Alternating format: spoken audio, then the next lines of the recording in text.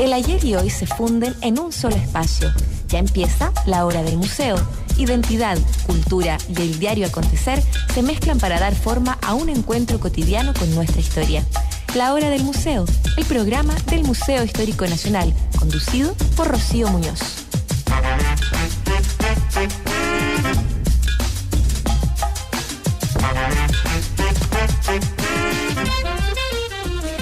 Bienvenidos, iniciamos un nuevo programa de la hora del museo, este espacio del Museo Histórico Nacional aquí en Radio Universidad de Santiago 94.5 en FM. Nos puede escuchar también en internet en radiosach.cl. Y un saludo en particular, en especial para nuestra audiencia online, que sabemos que son muchos, ¿no?, que están más lejitos de la región metropolitana.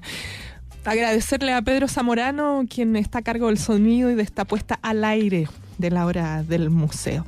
Como siempre, les extiendo la invitación a que estén visitando la página web del Museo Histórico Nacional, es museohistoriconacional.cl, para que revisen los detalles de la cartelera. En los próximos días se va a inaugurar una muestra sobre humor gráfico y política, ahí en la sala de exhibición temporal del Museo Histórico en Plaza de Armas 951. Ya les vamos a estar entregando más detalles. Hoy vamos a hablar de la Guerra de Arauco, pero en particular de las crónicas de Alonso González de Nájera y de su libro Desengaño y Reparo de la Guerra del Reino de Chile. Este libro acaba de ser reeditado por Editorial Universitaria con un gran trabajo de investigación, de comentarios. Bueno, ya vamos a hablar de más detalles de Miguel Donoso. Él es académico de la Universidad de los Andes y, como les comento, quien ha estado a cargo de esta reedición de este libro, ¿no?, que data de hace unos 400 años más o menos. Bueno, ahí nos va a ir entregando más detalles Miguel esta mañana. Antes de iniciar esta conversación, los vamos a dejar escuchando a Vicente Bianchi y la canción Escenas Campesinas.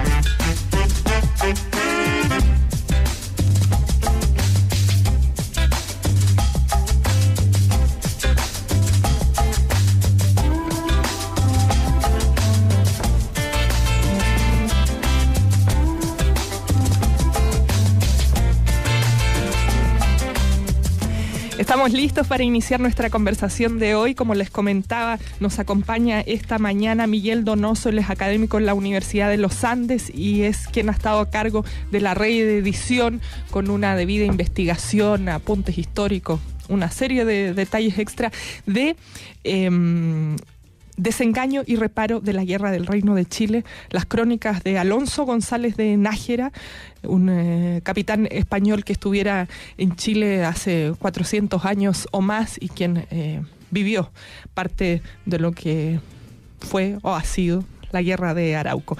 Bienvenido, Miguel, a la hora del museo. Un gusto que nos acompañes aquí nuevamente. Muchas gracias, yo también estoy muy contento de que me hayan invitado de nuevo y un saludo muy cordial a todos los auditores de la radio. Bueno, Miguel, la razón de que estés aquí es justamente porque has estado trabajando en nuevos temas que son de nuestro interés compartir aquí. Siempre vinculado con la literatura colonial, ¿no? Así es. En esta oportunidad, con este libro que ha editado recientemente la editorial universitaria.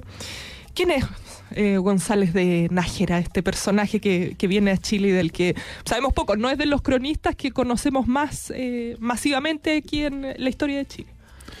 Mira, la verdad es que en el mundo de la historia, en la antropología, es un autor extremadamente conocido. O sea, no hay ningún historiador que no haya trabajado con González de Nájera. Y lo mismo los antropólogos, a veces incluso a su pesar, dado que no existen testimonios indígenas escritos, por ejemplo, de la época, el único recurso que tienen para echar mano en la reconstrucción que hace, por ejemplo, de la vida de los indígenas es justamente Alonso González de Nájera. Así que es un autor que tiene muy merecido que se le haya hecho un estudio. En este caso yo estuve trabajando 4 años con un proyecto Fondesit, en el cual fue co-investigador Rafael Gaune, que es un historiador de la Universidad Católica. Y el trabajo fue, bueno, estaba bien claro cuál era el programa, lo que había que hacer. Era hacer una nueva transcripción del texto que se conserva en la Biblioteca Nacional de España. Y luego a partir de eso, trabajar en la fijación de un nuevo texto con unas ciertas claves de modernización. Y anotar todo lo que había que anotar, que es bastante, porque estamos hablando de un texto de 1614, o sea que ya tiene 403 años de antigüedad, y el castellano de esa época se nos queda un poquito, a veces, no es que sean anquilosado, sino que ha variado de tal manera que a veces hay léxico, hay palabras que hoy no conocemos bien, y que hay que entonces apuntar debidamente al lector actual. Bueno, yo te decía lo poco conocido, digo, desde el colegio conocemos a Alonso de Ercilla, qué sé yo, otras crónicas, ¿no? Que se difunden mucho para quienes no están tal vez en el mundo académico. Pero no ocurre lo mismo con González de Nájera, y eso es lo fantástico del trabajo que has hecho, ¿no? 4 años, ¿por dónde partiste? ¿Viajaste a España para buscar el original? ¿Eso está disponible online? ¿Cómo fue todo este trabajo de reeditar un libro como este? Lo primero fue conseguir una reproducción digital del manuscrito, ¿ya? Y eso se lo pedí a la Biblioteca Nacional de España, y una vez que la tuve y que hice una primera transcripción a partir de esa copia, o sea, reproducción digital, partí a España. Estuve un mes trabajando de lunes a viernes, el día completo, en la transcripción del manuscrito con el original al frente, que es lo que hay que hacer para que se haga un trabajo realmente serio, porque la única manera de descubrir lo que dicen lugares donde hay manchas de humedad o donde hay borrones es con el original. No hay otra forma de hacerlo. Qué increíble, ¿no? Sí. Para entonces un libro original. Y bueno, lo pudiste mirar, pero me imagino que eso está... no sé si uno como investigador tiene acceso a tocarlo, a verlo de alguna manera. No, hay que pedir una autorización especial. Hay que tener un carnet de investigador de la Biblioteca Nacional de España, y luego hay que solicitar un permiso especial para trabajar con el original y no con una reproducción digital que ya tienen ellos a mano. Claro. Que ya me la habían, de hecho, enviado. Entonces claro, no era necesario ir a trabajar a la Biblioteca Nacional de España con una reproducción digital que la tenía ya en Chile. Claro, ya lo tenías a mano. Claro. Me llama mucho la atención esto que mencionas de actualizar el español. Como tú decías, hay unas claves de modernidad que sí, son como hablamos hoy. ¿Qué pasa con este español de antes, con el de hoy día? Sí. Yo trabajo con ciertos criterios filológicos que son bastante aceptados en la época actual, y que tienen que ver con respetar el texto original y modernizar todo lo que no implique cambios fonéticos en el texto. Es decir, por ejemplo, si en el texto original dice agora, en vez de ahora como diríamos actualmente, yo dejo el agora, aunque en otros lugares aparezca ahora, que también puede ocurrir. ¿Ya? Entonces pueden convivir las dos formas o puede estar solamente la forma agora. ¿Ya? Hay también muchas palabras, por ejemplo, de origen latino, latinismo, que suelen aparecer en los textos de esta época. Por ejemplo, en vez de propiedad, propiedad, que viene de proprius, que es la palabra en latín. Bueno, en muchos casos como esto, uno los conserva porque si yo los modernizara, en el fondo estaría eliminando ciertas características del manuscrito que son propias de un texto de principios del siglo XVII y que nos enriquecen también nuestro conocimiento de lo que era la lengua que hablaba un español en Chile en el comienzo del siglo XVII. Bueno, que hoy día sentimos que es demasiado dinámico lo que hablamos aquí en Chile, ni siquiera pensando en todo el español que queda para revisar un libro de hace 400 años, como tú bien dices, hay muchas palabras que todavía estaban muy ligadas a su origen en latín. Claro. Me imagino que habrá palabras que ni siquiera hoy día desconocemos su significado, que están en desuso. Sí. Hay, por ejemplo, toda una jerga militar que usa este soldado que llegó a ser maestre de campo, o sea, algo así como coronel de ejército en la guerra de Arauco. Hay todo un léxico, incluso con algunas palabras de origen italiano, porque él terminó de redactar el manuscrito en Italia, tenía un cargo en Italia. Y todas esas palabras, bueno, muchas veces hoy tenemos que recurrir a diccionarios militares, diccionarios históricos militares para poder saber exactamente qué significan. Hay una gran cantidad de piezas de artillería, una gran cantidad de armas, de nombres propios de fortificaciones, que hoy, salvo alguien que sea un experto por ejemplo, en arquitectura militar, no las manejamos el común de los mortales. Tremendo trabajo, ¿no? Y además me imagino que habrán cosas que ya no existen. Algunos de estos instrumentos, armas... Claro. Que ya... Y había otro desafío que plantea el manuscrito que tiene que ver con los indigenismos. Ya, hay, no sé, alrededor de 120 palabras de origen indígena que son castellanizaciones que hace González de Nájera de palabras en mapudungún. Bueno, y las castellaniza como a él mejor le suena y no siempre coincide con lo que hoy, digamos, con la forma en que hoy la leeríamos esa palabra. Claro. Entonces ahí hice también un trabajo con un antropólogo que además es lingüista y que habla mapudungún. Entonces trabajamos juntos para ver cómo anotábamos estas palabras, que muchas veces los orígenes son bastante complejos para determinar exactamente qué significa el nombre de un cacique o el nombre de un topónimo en la crónica. Centrémonos en Alonso González de Nájera. ¿Cómo es que llega a Chile? Bueno, la historia de él es extremadamente interesante. González de Nájera, lo que sabíamos hasta hace muy poco era, valga la redundancia, bastante poco. Lo que se sabía de él era que era un militar de renombre, de cierto renombre, que había combatido en Flandes, en Italia y también en Francia, y que en un momento determinado, estamos hablando de fines del siglo XVI, en la década de 1590, ya tenía un cargo de corregidor en Ciudad Real. Con lo cual tenía una situación relativamente ya cómoda, asentada, y podría haberse quedado tranquilamente ahí. Y sin embargo, él figura poco tiempo después, en el año 1600, en Lisboa, enrolándose en una armada que mandó a hacer Felipe III, siguiendo los pasos de Alonso Rivera, que fue el nuevo gobernador mandado de Chile, y él va a cargo él y otros dos capitanes van a cargo de un contingente de 500 hombres, que son un socorro que va en auxilio de la guerra en Chile, dado que la situación estaba muy complicada acá, producto de lo que la historiografía ha llamado el desastre de Guralá, donde murió por segunda vez en un lapso de no muchos años un gobernador chileno a manos de los indígenas. Bueno, este cuerpo, como tú decías, como de socorro para que viniera aquí a apoyar. Entonces él es un militar, por eso este lenguaje, ¿no?, del que nos hablabas. Claro, él es un militar. Conocemos algunas menciones que hace un compañero de armas de él que escribió una historia de las guerras de Flandes y dice que era un militar, digamos, de cierto renombre. Entonces eso es lo que va a hacer, probablemente eso fue lo que motivó que Alonso Rivera o alguno de sus lugartenientes lo hayan enrolado y que haya llegado a Chile con el cargo ya de capitán y rápidamente haya ascendido a sargento mayor y después llegó a ser maestre de campo, que es con el rango que firma el manuscrito, de hecho. ¿Cómo comienzan estas crónicas? Y también quería, un tema que hemos abordado aquí algunas veces con otros especialistas, pero la figura de la crónica durante la colonia. ¿Cuál era el motivo de escribir un libro, de contar lo que pasaba en la Guerra de Arauco? La Guerra de Arauco era un tema importante para la monarquía española. La Guerra de Arauco era un tema especialmente espinudo. Digámoslo así, era una especie de talón de Aquiles, ¿ya? O una hormiga en el oído. Yo creo que vale la pena usar, digamos, todos estos símiles para explicar lo que a la altura del año 1601, 1600, se había convertido la Guerra de Arauco para la metrópoli. ¿Ya? Era un problema complejo que desde los años 40 en que había sido fundada la ciudad de Santiago y había empezado lo que los españoles llaman la fundación de Chile.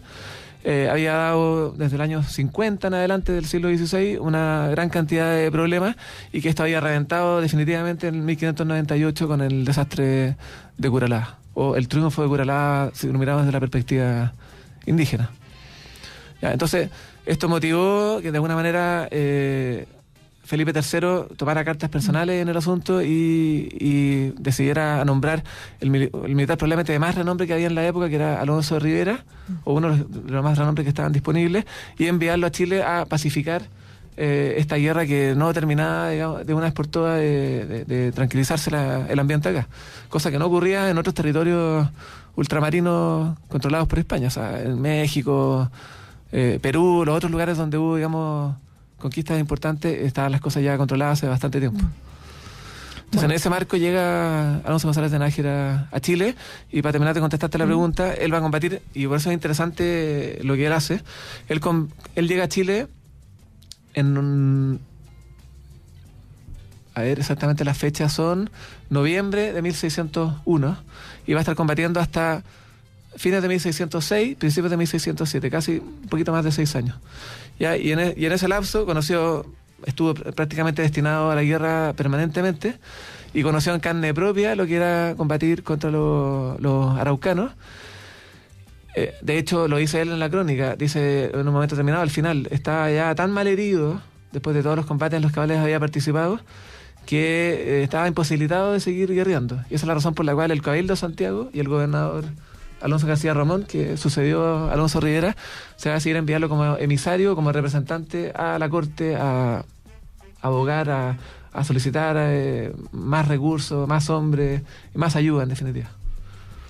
Yo les quiero recordar que estamos conversando con Miguel Donoso. Él ha estado a cargo de la investigación que da vida a esta reedición de las crónicas de Alonso González de Nájera, este libro que se llama Reparo y Desengaño en el Reino de Chile, publicado en 1614 o 1614 llega Alonso. No, 1614 es la fecha del manuscrito. Del manuscrito que relata, ¿no?, lo que ocurre en la Guerra de Arauco aquí en Chile. Les quiero contar que Miguel ha tenido la gentileza de dejarnos un ejemplar para sorteo.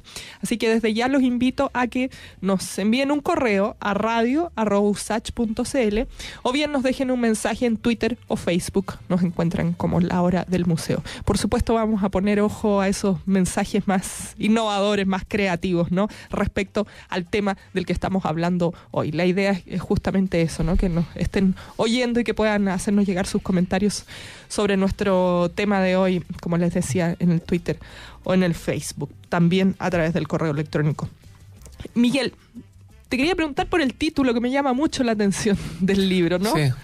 Reparo y desengaño. Sí, la verdad es que es desengaño y reparo, y tiene que ser en ese orden, y te voy a contar ahora, Rocío, por qué. Y entre paréntesis, además, no terminé de contestar la pregunta anterior, que es cómo parte una crónica. Bueno, el motivo por el cual él escribe es su experiencia en la Guerra de Arauco. Pero lo interesante es cuál es esa experiencia que ya dijimos, en la cual resultó herido varias veces, en la cual él vio un montón de gente cautiva, él le tocó rescatar cautivos y cautivas, de hecho, mujeres. Y describe con mucho espanto, digamos, el estado en que volvían esas cautivas, algunas que no querían volver, otras que volvían y no hablaban ni una gota de castellano. A veces una niña de 15 años que rescataba a él, le cuenta que lloraba desconsoladamente porque no sabía ni cómo se llamaba, ni quién era su madre, ni su padre, no sabía nada. Estaba totalmente aculturada, totalmente convertida, digamos, realmente en parte de quienes la habían cautivado. Entonces, bueno, toda esta experiencia lo hace a él decidirse a... y esto es parte de su labor de emisario en la corte en 1608. Él va a defender una determinada visión de la guerra de Arauco, que es una visión desencantada. De ahí viene lo de desengaño. Uh-huh. Hay una serie de desengaños que él propone. Él dice, en todas estas cosas hemos centrado la guerra, en todas estas cosas hemos confiado, y la guerra no nos está resultando bien. O sea, yo mismo soy un ejemplo patente de ello. He combatido 6 años y no hemos logrado ni un solo avance. Hay que recordar que después de Curalaba cayeron todas las ciudades al sur del Biobío, salvo unos pocos fuertes que estaban ahí en la zona del Biobío, y Castro, que está en Chiloé. Pero Castro también va a sufrir en su minuto un embate de corsarios aliados con indígenas de la zona. Pero van a caer todas: Villarrica, Valdivia, Osorno, La Imperial y varios fuertes. Entonces la situación era verdaderamente dramática, y había en el fondo 2 tesis muy distintas. Una era, seguimos haciendo la guerra como la estamos haciendo. Por ejemplo, los españoles contaban en sus huestes en el ejército, ya en este caso, con intérpretes o traductores que eran mestizos, los llamados farautes.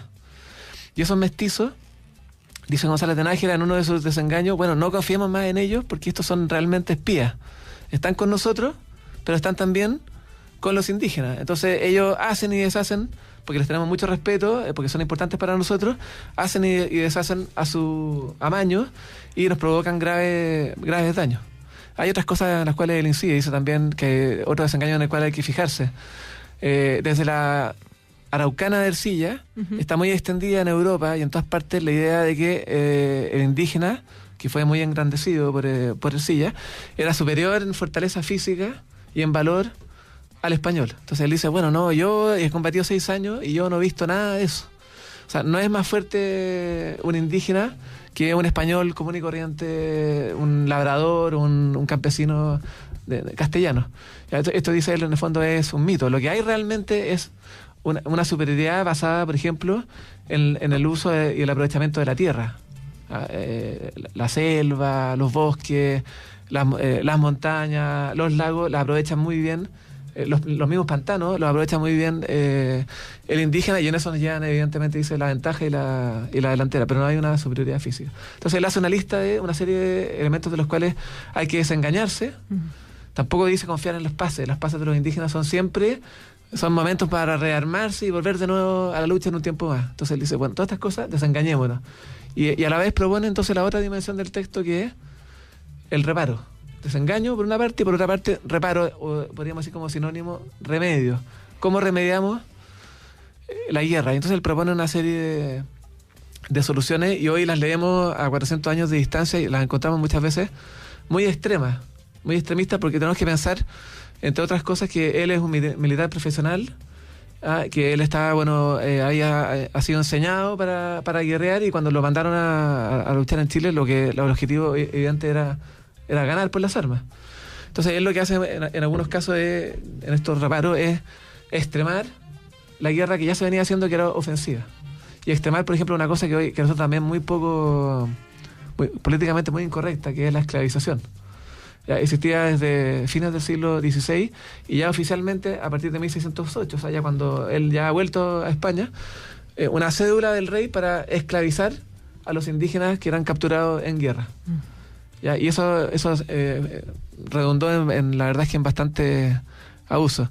Incluso González de Nájera llega a proponer, dice, la esclavización tampoco nos sirve realmente, porque ¿qué hacemos? Esclavizamos al indígena que capturamos en la guerra y lo traemos a nuestra hacienda o a nuestra ciudad, y lo que hacemos en el fondo es meter al enemigo entre nosotros, lo cual es un riesgo todavía más grande. Entonces él dice, mejor no deshagámonos de ellos, mandémoslos fuera de Chile, por ejemplo a Brasil o a Perú, y traigamos esclavos negros, que ya estaban viniendo, de hecho, esclavos negros, pero él dice, bueno, hagámoslo sistemáticamente. Ya, mucho mejor va a ser que trabajemos con ellos que trabajemos con estos esclavos indígenas. Bueno, como te digo, esto a 400 años de distancia resulta duro. Efectivamente son soluciones muy extremas, pero son soluciones extremas para un problema que en la óptica, en la perspectiva de la época, resulta también bastante extremo, o sea, un problema insoluble. Uh-huh. De hecho, el texto en cuanto a tratado es un arbitrio, ¿ya? Y esto es un tipo de solución ingeniosa que se proponía en la época, que se tiene en la época ante un problema político o económico que resultaba difícil o directamente insoluble, como estaba haciendo la guerra de Arauco. O sea, el texto tiene esa dimensión. Bueno, quiero que hablemos un poquito más de eso, ¿no? De la función de estas crónicas de Alonso González de Nájera, Desengaño y reparo de la guerra del Reino de Chile, manuscrito que se publica en 1614 por este militar, capitán, que llega a Chile por entonces a combatir en la guerra de Arauco. Hoy día nos acompaña Miguel Donoso, él es académico en la Universidad de los Andes y es quien ha estado a cargo de la investigación y reedición de este libro junto con Editorial Universitaria. Miguel, te quiero invitar a escuchar música, es tiempo también de hacer una pausa aquí en La Hora del Museo. Los vamos a dejar con Javiera Parra, Arauco tiene una pena. Arauco tiene una pena que no la puedo callar. Son injusticias de siglos que todos ven aplicar. Nadie le ha puesto remedio, pudiéndolo remediar. Agua, levántate, Huenchuyán.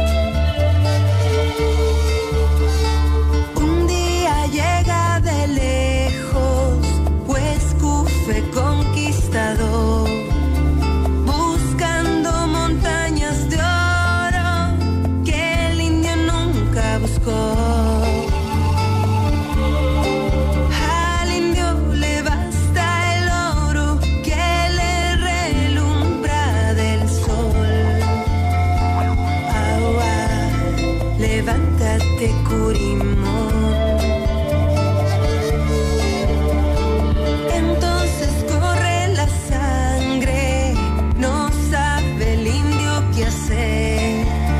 Le van a quitar su tierra, la tiene que defender. El indio se cae muerto y él afuera y no de pie. Agua, levántate, Manquilés.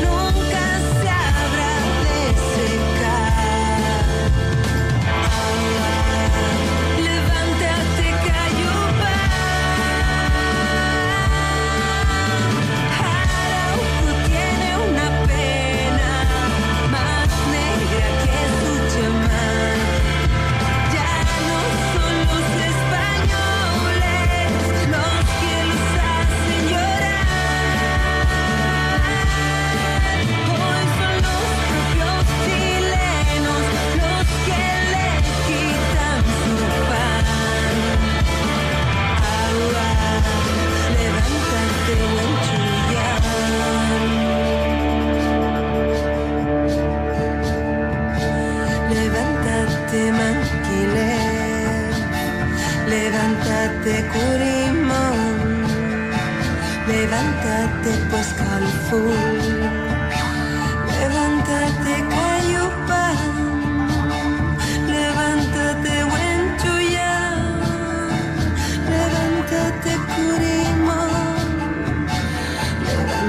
Levántate, buen Chuyán, levántate, Manquilé, levántate.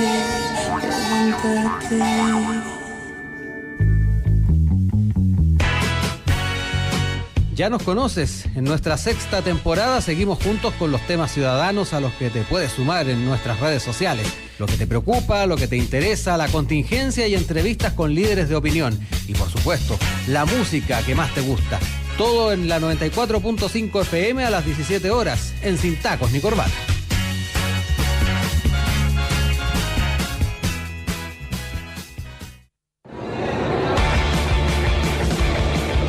Estación Santiago, un espacio de cruce para comenzar con buen ánimo el viaje de tu día. Música, datos, café, conversaciones y paisajes en movimiento. De lunes a viernes, cuando el reloj marque las 9, por la 94.5 FM, radiousach.cl. Les invitamos a escuchar a los artistas más trascendentales de la historia musical chilena. Músicos y agrupaciones que han dejado un legado. Para olvidarme de ti. Especialmente chileno. Los artistas y agrupaciones que se han transformado en un referente a nivel nacional e internacional. Especialmente chileno. Todos los domingos a las 2 de la tarde en Radio Universidad de Santiago. Tu radio universitaria.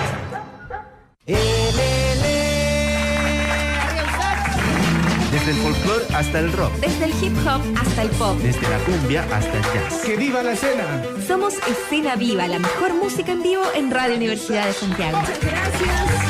Radio Usach, arriba. De lunes a viernes a las 19 horas por la 94.5 FM y en radiousach.cl.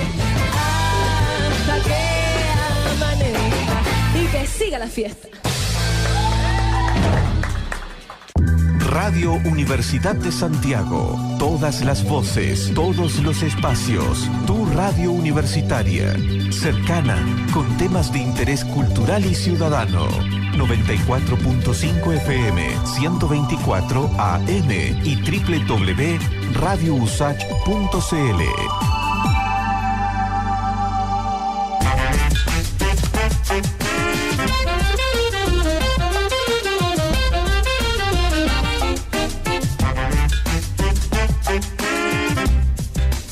Estamos de vuelta con la conversación de hoy, hablando de la Guerra de Arauco, la visión particular de Alonso González de Nájera, que relata en el libro Desengaño y Reparo en el reino de la guerra del Reino de Chile. Sí, quería decirlo con las preposiciones correctas, ¿no? Desengaño y reparo de la guerra del Reino de Chile. Estaba diciendo en el Reino de Chile yo antes. Nos acompaña esta mañana Miguel Donoso. Él es académico en la Universidad de los Andes y es quien ha estado a cargo de la investigación que hoy da vida a una nueva edición de estas crónicas de Alonso González de Nájera, con un trabajo que ya nos comentaba Miguel, le tomó cerca de 4 años, ¿no? Con una reescritura, por así decirlo, modernizando el castellano que se utilizaba para entonces, para hacerlo entendible al día de hoy, respetando, por supuesto, la estética de la narración. Miguel, quería que aclaráramos un punto, porque yo antes de ir con la música y con la pausa mencionaba que el manuscrito se había escrito en 1614, que se había publicado en 1614, pero tú me comentabas que ese año él escribe este manuscrito. Sin embargo, la historia que ocurre hasta que se hace público esto es otra, ¿no? Sí, el libro, él terminó la redacción del manuscrito en 1614. Y luego el manuscrito probablemente durmió en los anaqueles del noble al cual estaba dedicado el texto, que es el gran conde de Lemos. Y ahí siguió un proceso largo hasta que finalmente llegó a manos de unos historiadores en España. En el año 1866 salió por primera vez el libro publicado. O sea, la primera edición, la edición príncipe del texto es de 1866, estamos hablando de 250 años más tarde de la fecha en que termina de redactar el manuscrito González de Nájera. Y yo comentaba justamente ahí mientras estábamos en el intermedio, que esa primera versión de 1866 comete una serie de errores en la transcripción de vocablos que desconocen los historiadores o que leen mala lectura, y eso es lo que en parte también importante motiva el haberme yo animado a hacer esta edición, porque había que transcribir exactamente lo que dice el texto. Esta es una edición crítica donde se respeta, digamos, fielmente el texto del original, modernizando solo algunas palabras que no tienen relevancia fonética. ¿Ya? Las H, las B cortas con las B, cosas que nosotros no pronunciamos distintos conos sin H, etcétera. Así que es un texto lo más fiel posible a lo que González de Nájera escribió, y ese yo diría que es como el plus que tiene en parte importante esta edición, es un texto fiel, y luego están, por supuesto, las notas a pie de página. Pero entonces, la historia comienza en 1866, sigue en 1866 con la primera edición impresa. Luego, en Chile, José Toribio Medina va a publicar una reedición de la edición de 1866 sin tener el original a la vista, que está fechada en 1889, esa edición de Medina, y de ahí saltamos hasta los años 70 del siglo XX, en que la editorial Andrés Bello reeditó, hizo una reimpresión facsimilar de la edición de Medina. Así que no teníamos una edición trabajada con el original desde la Príncipe de 1866. Había que abordar este trabajo. Bueno, gran trabajo y tremendo trabajo con todos estos detalles que nos has contado el día de hoy, Miguel. Y en función de lo que me dices, te había preguntado, yo hace rato habíamos quedado un poco en ese tema, de la función que tenían las crónicas, y también me engancho a lo que estábamos conversando junto antes de ir con la música, que tú decías es un arbitrio. ¿Para qué Alonso González de Nájera escribe este manuscrito? Está muy interesante la pregunta. El texto, sí, por cierto, quizás lo más interesante de todo el texto es que es un arbitrio, lo más novedoso. Pero para ser un arbitrio tiene que ser un montón de otras cosas antes. Y ahí está, tú me preguntabas al principio del programa, cómo parte la crónica.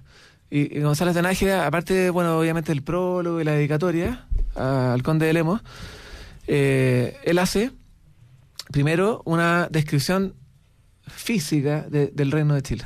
O sea, describe la geografía de Chile, describe los animales, los peces, los mariscos, habla de la miel, habla de la sal, habla de los vegetales, e incluso habla de los minerales.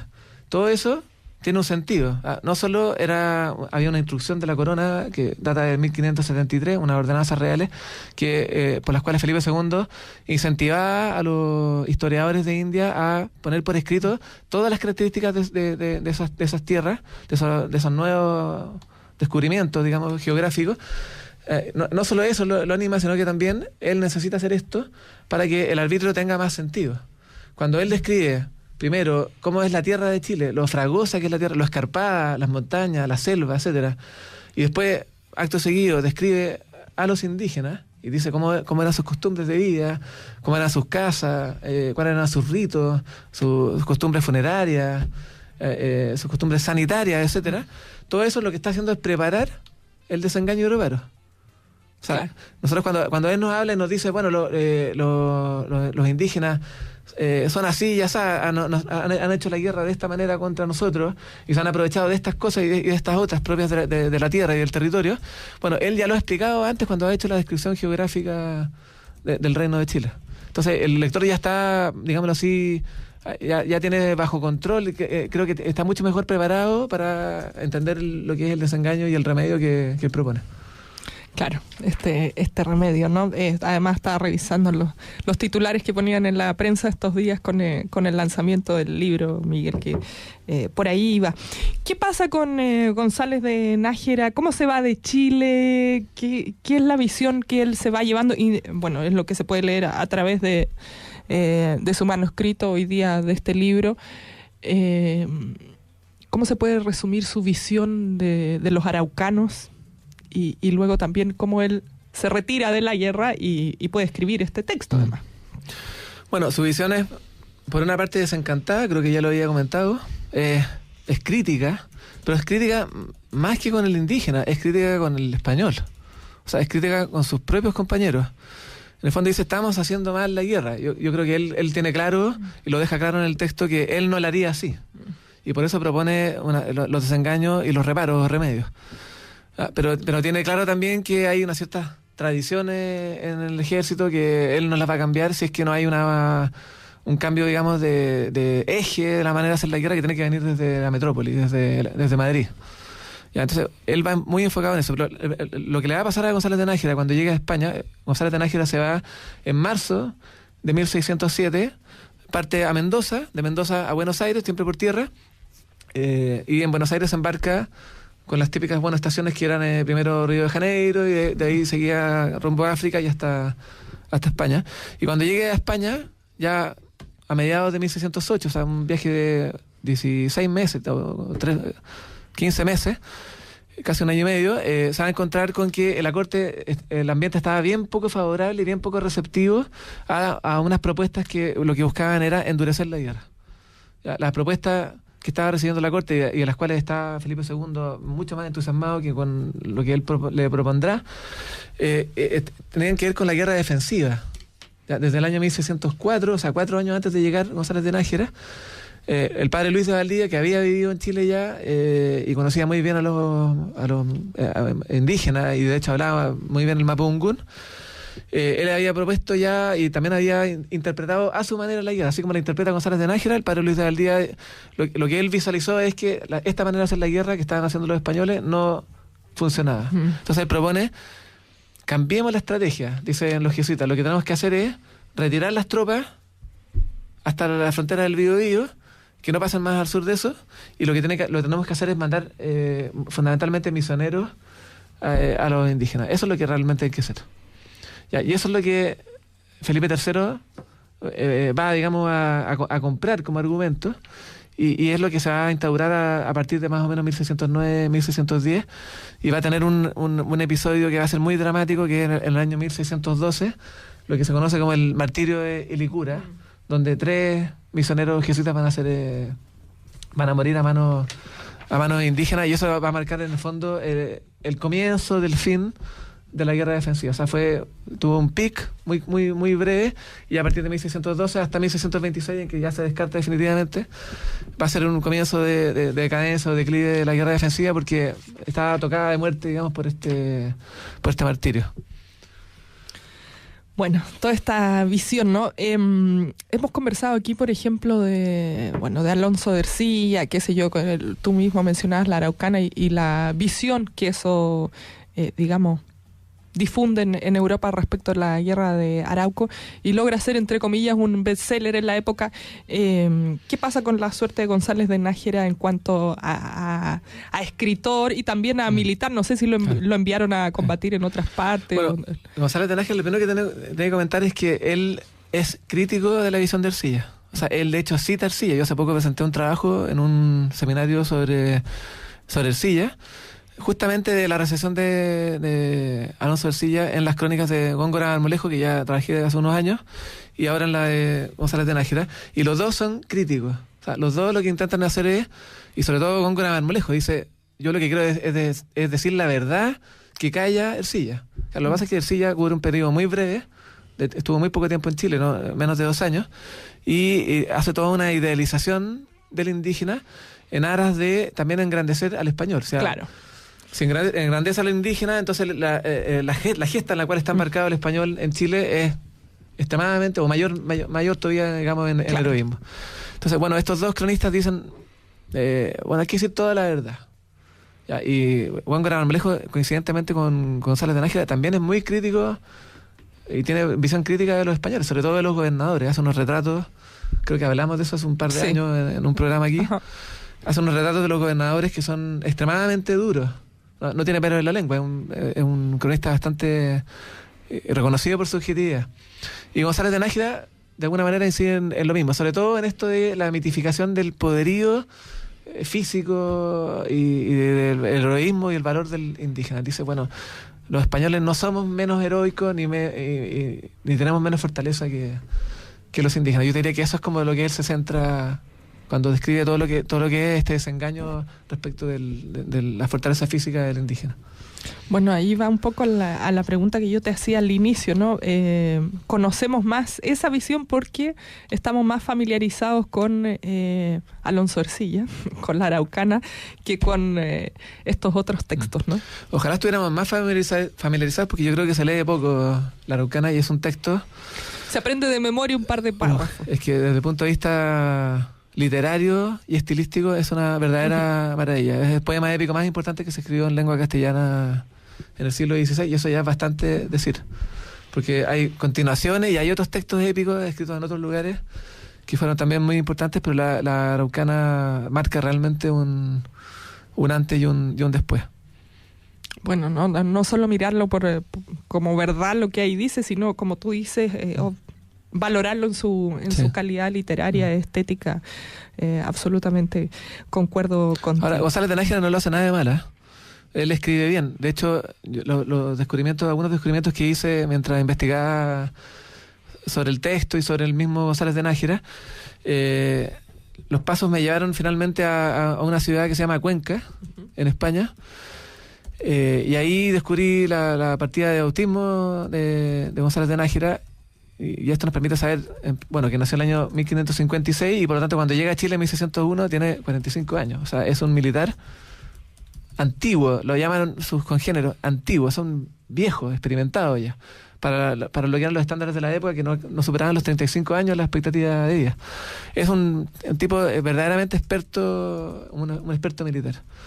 Y además, la otra cosa que se pudo averiguar gracias al descubrimiento de esa partida de autismo fue seguir la línea, digamos, de la familia. La familia es una familia de escribanos o de notarios.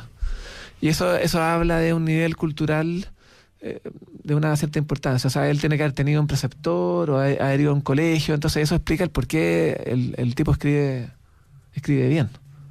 Ya hay ciertas citas de repente clásicas, algún autor clásico redacta bien, es una obra compleja desde el punto de vista estructural, que está dividida en muchísimos capítulos, en libros, en desengaños, en puntos, bien organizada, en ejecuciones, bien organizada y en ese sentido compleja. O sea, a mí todavía hasta el día de hoy tengo que estar recorriendo el libro para atrás y para adelante para situarme en qué perspectiva está, dentro de qué parte del libro está hablando. ¿Ya? Es un libro complejo. O sea, no es simplemente una crónica, es un tratado geográfico, es un libro también que hace un retrato de geografía humana de lo que son los indígenas, importante porque yo creo que, si no recuerdo mal, es el primer texto publicado, o sea, escrito sobre Chile, que conservamos, en que se hace una descripción tan detallada de los indígenas y que esté íntegro, y por eso están utilizados por los antropólogos, y los sociólogos y los historiadores. Es un texto por eso muy, muy importante. O sea, al que le interesa entonces los científicos se va a encontrar con que hay una descripción, las primeras descripciones vegetales, animales, etcétera. Si a uno le interesa más el tema indígena, aquí están las primeras descripciones hechas por alguien que los trató, que los conoció bastante, aunque estaba obviamente en la vereda del frente como enemigo, pero los conoció, le tocó tratar con ellos habitualmente. Y luego está toda la dimensión de arbitrio, de como esta propuesta de solución de la guerra, que además tiene la característica de venir a destiempo. O sea, llega a destiempo contra la voluntad de González de Nájera, porque en la corte estaba circulando con mucha mayor importancia y recepción la guerra defensiva propuesta por los jesuitas. Bueno, y es lo que cobra fuerza finalmente, ¿no? Siguen pasando los siglos y la guerra no acabó. Miguel, te quiero agradecer por esta conversación, por haber venido a compartir tu trabajo aquí en el programa y, éxito. Muchas gracias. Y gracias además por hacernos llegar este ejemplar para sorteo. Todavía tienen tiempo ustedes de participar por el libro que ha trabajado para su reedición con una gran investigación de cerca de 4 años. Nuestro invitado del día de hoy, Miguel Donoso, quien es académico en la Universidad de los Andes. Hemos estado hablando del libro de Alonso González de Nájera, este militar, este capitán que llegó a Chile y que luego escribiera Desengaño y reparo de la guerra del Reino de Chile, con todos estos detalles que ya nos comentaba Miguel. Las formas de participar, aún tienen tiempo por el libro, son a través de las redes sociales, en Twitter y Facebook. Nos pueden enviar un mensaje, nos encuentran como La Hora del Museo, o escribiéndonos directamente a radio@usach.cl. Nos despedimos con Iyapu, Bio Bio Sueño Azul, y nos volvemos a encontrar mañana desde las 11.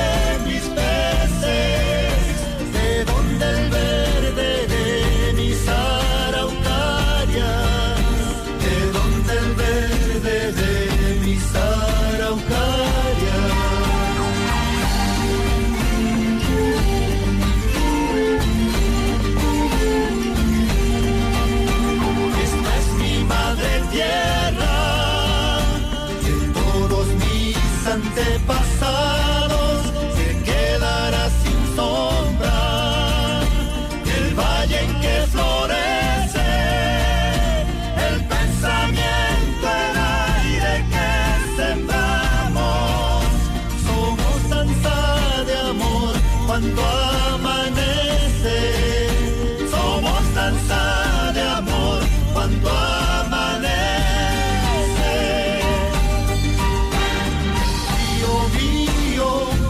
Azul de mis antiguos, y soy quien viene a tocar tu corazón a ver si crece la lucha total a nuestros enemigos, la lucha total a nuestros enemigos.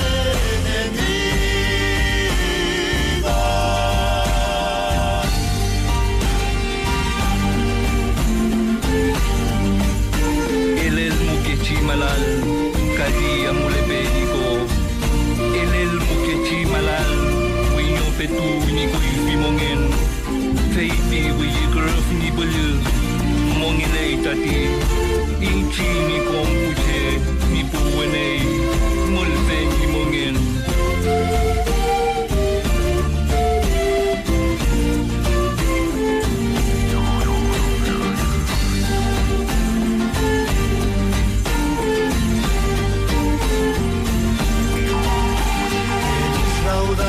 Siga, que vuelva en flor la vida libre, espíritu del viento.